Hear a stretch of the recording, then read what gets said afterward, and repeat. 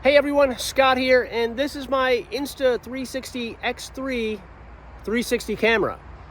I love this thing, but I also didn't use it all that much.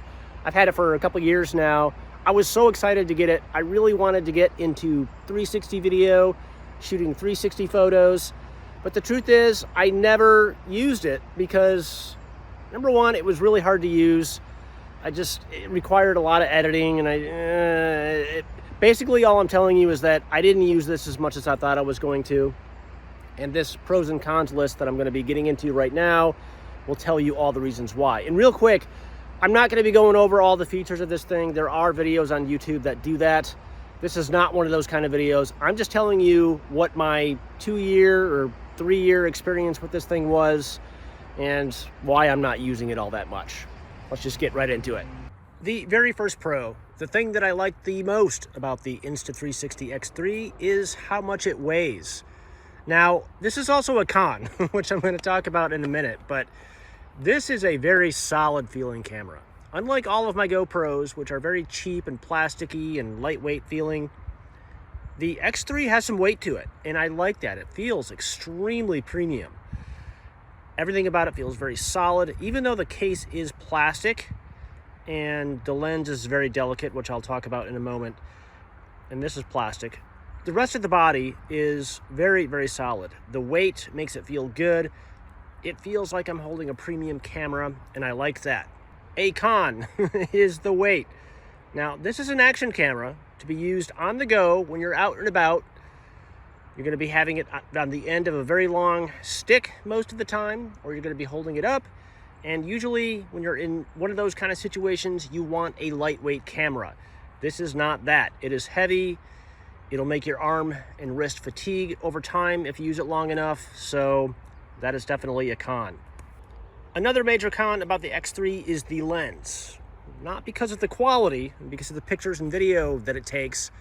I'm talking about durability and delicateness, if that's even a word. I'm not even sure. But you have to be really, really careful with this lens because it's going to scratch extremely easy.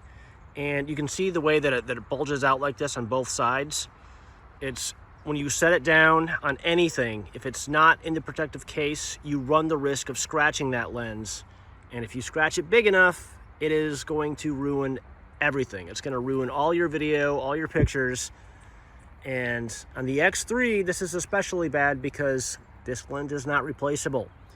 What you got is what you got. If you scratch this lens, you're pretty much out of luck. This is a very expensive camera, or at least it was back in the day when it was new, so that was not a good thing. Another con, and I know I'm going all hard on the cons here, but trust me, I'm going to talk about the good stuff soon, but finding the power buttons very quickly and the shutter button is not so easy, and that's not so good on an action camera, as I was just saying about the weight. When you're out and about, you want quick access to, maybe not the power button, but the shutter button. And every time I want to turn this thing on, I have to look and see which side the button is on. It's right here, and that's not so good. Another con is the fact that even after all these years, I've had this thing for 2 years, I think, at least, I'm holding this for the first time in about, 6 months. I forgot how you take pictures with this thing. What's the shutter button? Maybe this one or this one?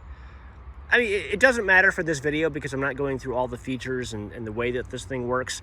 I'm just talking about pros and cons and the fact that I can't remember what these buttons do or even how to take a picture is not a good thing. The UI is not very intuitive, at least compared to GoPro. I mean, now GoPro isn't the best when it comes to user interfaces, but this is not quite as well done.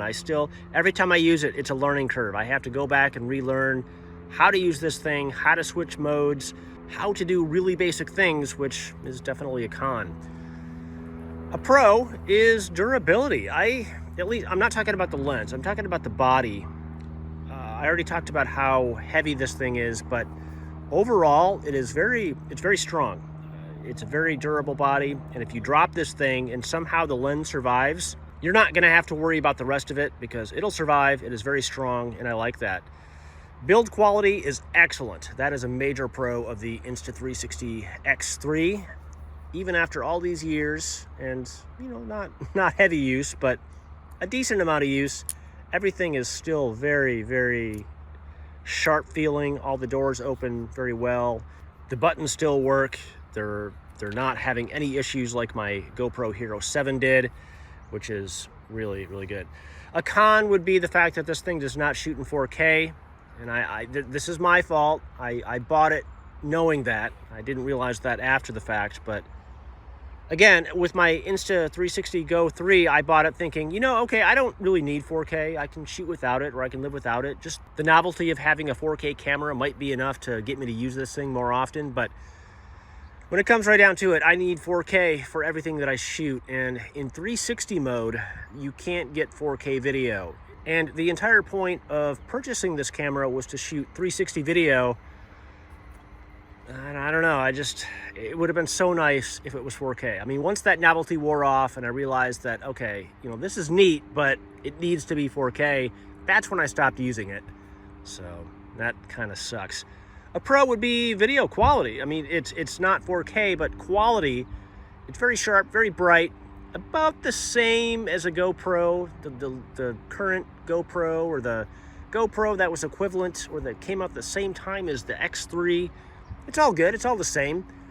Of course, you need a lot of light to make good quality video or pictures, so that's a con, I guess.